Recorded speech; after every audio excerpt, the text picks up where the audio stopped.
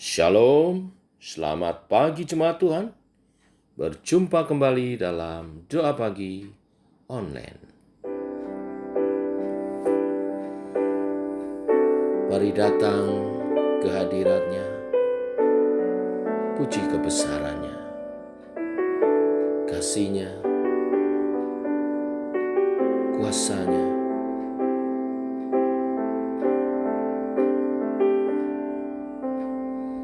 Telah kulihat bukti kasih-Mu, Kau menderita gantikanku. Dengan darah-Mu Kau selamatkanku. Kini ku hidup menyenangkan-Mu.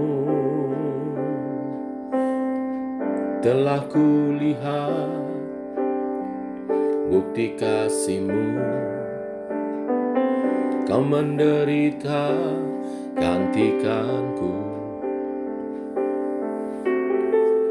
Dengan darah-Mu Kau selamatkanku. Kini ku hidup menyenangkan-Mu.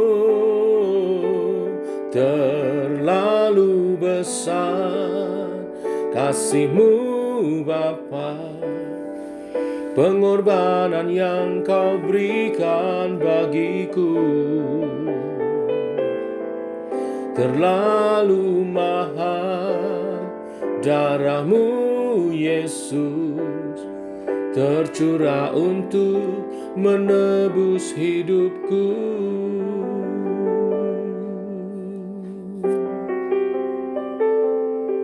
Oh,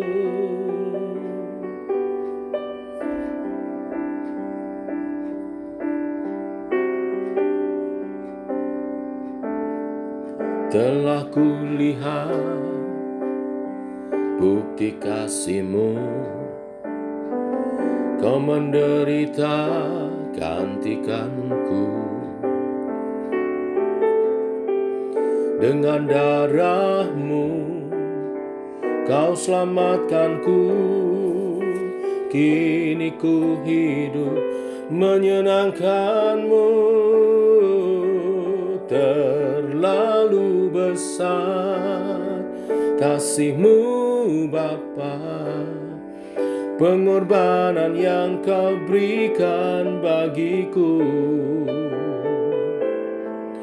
Terlalu mahal darah-Mu Yesus, tercurah untuk menebus hidupku.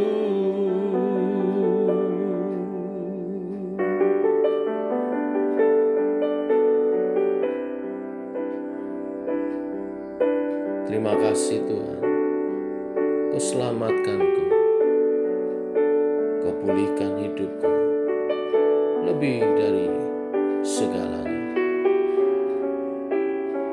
Layaklah Engkau terima pujian, hormat, kemuliaan, persembahanku. Terlalu besar kasih-Mu Bapa, pengorbanan yang Kau berikan bagiku. Terlalu mahal darah-Mu Yesus, tercurah untuk menebus hidupku. Tercurah untuk menebus hidupku. Oh, tercurah untuk menebus hidupku.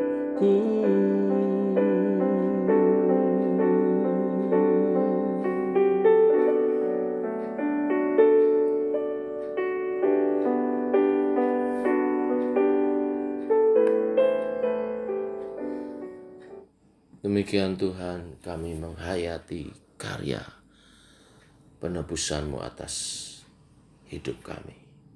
Engkau berkorban, memberi nyawa-Mu untuk menyelamatkan kami.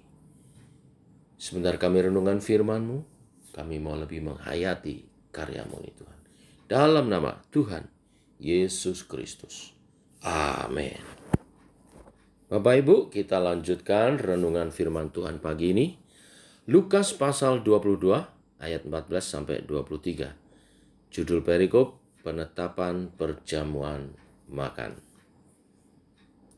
Demikian firman Tuhan. Ketika tiba saatnya, Yesus duduk makan bersama-sama dengan rasul-rasulnya.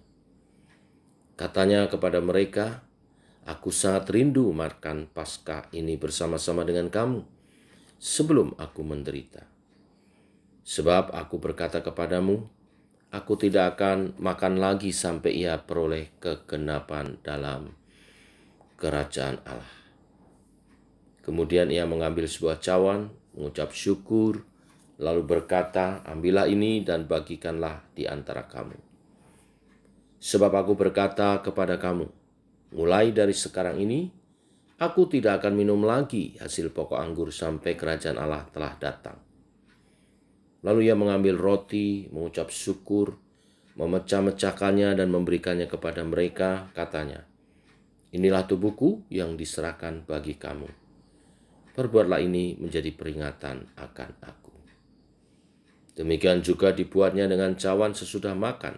Ia berkata, "Cawan ini adalah perjanjian baru oleh darahku yang ditumpahkan bagi kamu. Tetapi lihat, tangan orang yang menyerahkan aku ada bersama-sama dengan aku di meja ini. Sebab Anak Manusia memang akan pergi seperti yang telah ditetapkan. Akan tetapi celakalah orang yang olehnya ia diserahkan." Lalu mulailah mereka mempersoalkan siapa di antara mereka yang akan berbuat demikian. Perjamuan kudus. Bapak Ibu jemaat Tuhan, makan bersama kerap menjadi momen untuk memperingati peristiwa penting. Salah satunya adalah perpisahan. Sebelum berpisah, biasanya kita akan berkumpul bersama dengan orang terkasih.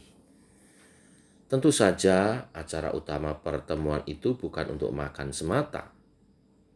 Kesempatan itu biasanya dipakai untuk berbicara dari hati ke hati bersama keluarga, handetolan, teman-teman, dan orang-orang yang kita kasihi sebelum momen perpisahan tiba. Yesus pun melakukan hal serupa sebelum disalib dan berpisah dengan murid-muridnya. Ia menggunakan perjamuan makan Paskah terakhir untuk mencurahkan isi hatinya. Pada momen ini, Yesus memberitahu kepada mereka bahwa saat-saat penderitaannya sebagai Anak Manusia akan segera tiba. Yesus tidak menjadikan momen makan Paskah terakhir itu sebagai acara perpisahan belaka. Di situ ia menyelipkan sebuah pengajaran penting. Bukan hanya kepada murid-muridnya saja, tetapi juga setiap kita yang membacanya dan sepanjang zaman orang percaya ada. Yesus berpesan agar perjamuan Paskah ini terus dilakukan untuk memperingati penderitaannya. Roti melambangkan tubuh Kristus. Dipecah-pecah berarti tubuh Kristus akan dihancurkan untuk menanggung hukuman dosa umat manusia. Dan anggur adalah lambang darahnya yang tertumpah, membasuh dosa isi dunia, dosa kita semua. Anak Manusia harus menderita agar menggenapi rancangan karya keselamatan Bapa. Allah yang Maha Kasih adalah Allah yang mengampuni segala dosa kita setiap kita datang memohonkan ampun atas dosa-dosa kita. Tetapi Allah juga adalah Allah yang Maha Adil, di mana bagi Allah yang Maha Adil tidak bisa membiarkan dosa tanpa hukuman. Yang bersalah harus dihukum. Oleh sebab itulah Dia merancang karya keselamatan dalam pribadi Yesus Kristus yang adalah Tuhan, menjadi manusia untuk mati di kayu salib. Tubuhnya dihancurkan sebagai ganti daripada hukuman di mana dosa harus diselesaikan dengan hukuman. Upah dosa ialah maut, hukuman kematian. Dengan jalan itulah Tuhan memberikan keselamatan kepada umat manusia, di mana kasih dan keadilannya dinyatakan. Kasih-Nya mengampuni, hukuman dilaksanakan. Semua oleh Yesus ditanggung. Perjamuan kudus adalah momen bagi kita orang percaya untuk mengingat karya itu. Selain daripada itu, perjamuan kudus juga menjadi momen bagi kita untuk mengingat janji kedatangannya kembali. Saat itu, kita akan berseperjamuan makan dengan Dia. Di dalam pernikahan anak domba, di mana kita akan mengadakan pesta di udara, saat Tuhan mengangkat kita orang percaya. Perjamuan kudus memang momen penting bagi orang percaya, sebab dalam ritual sikat itu tersirat inti ajaran Kristiani, yaitu karya keselamatan dan janji kedatangannya. Dengan mengingat semua itu, seharusnya lah setiap kita hidup dalam kebenaran Allah, dalam kesetiaan, dalam iman percaya, mengerjakan keselamatan yang Tuhan telah anugerahkan kepada kita, sampai Dia datang kedua kali menjemput gerejanya. Kita siap. Demikian kebenaran firman Tuhan hari ini. Tuhan memberkati. Mari kita berdoa. Bapa, kami mengucap syukur buat hari yang baru, hari yang indah, hari yang limpah dengan berkat-Mu. Kami bersyukur untuk kesehatan yang Kau beri, hari yang baru, dan berkat firman Tuhan yang kami dengar hari ini. Engkau mengingatkan kami kembali untuk mengingat perjamuan kudus, mengingat karya Tuhan, menebus dosa kami, dan mengingat bahwa Tuhan akan datang kedua kali, menjemput kami sebagai gereja-Nya. Tuhan, teguhkan hati kami untuk tidak cuma mengingat secara seremonial, tetapi menghidupinya. Kami hidup dalam semangat perjamuan kudus ini, di mana kami hidup mengabdikan diri seperti Kristus rela menderita. Kami pun rela menderita demi hidup kudus di hadapan Tuhan. Tidak main-main dan kompromi dengan dosa. Dan hidup dalam semangat kebangkitan. Hidup memuliakan Tuhan. Hidup melayani Engkau. Hidup untuk surga mulia kerajaan Allah dinyatakan di bumi ini. Dan siap menyambut Engkau datang kedua kali menjemput gerejanya. Kesempatan yang baik ini kami bawa dalam doa. Tuhan, umat-Mu Tuhan, supaya mereka hidup dalam kuasa kesembuhan yang daripada Tuhan. Sebab oleh bilur-bilur darah-Mu, Engkau telah menyembuhkan kami. Ketika Engkau mati di kayu salib, Engkau menebus dosa kami, tetapi juga menyembuhkan sakit penyakit kami. Semua akibat dosa telah Engkau tanggung. Kami selamat, kami sehat, kami diberkati sebagai anak-anak-Mu. Maka Engkau menolong Tuhan, jemaat Tuhan yang sakit Engkau sembuhkan dalam nama Tuhan Yesus. Oleh bilur-bilur darah Tuhan Yesus, sembuh. Jemaat yang lemah Engkau kuatkan.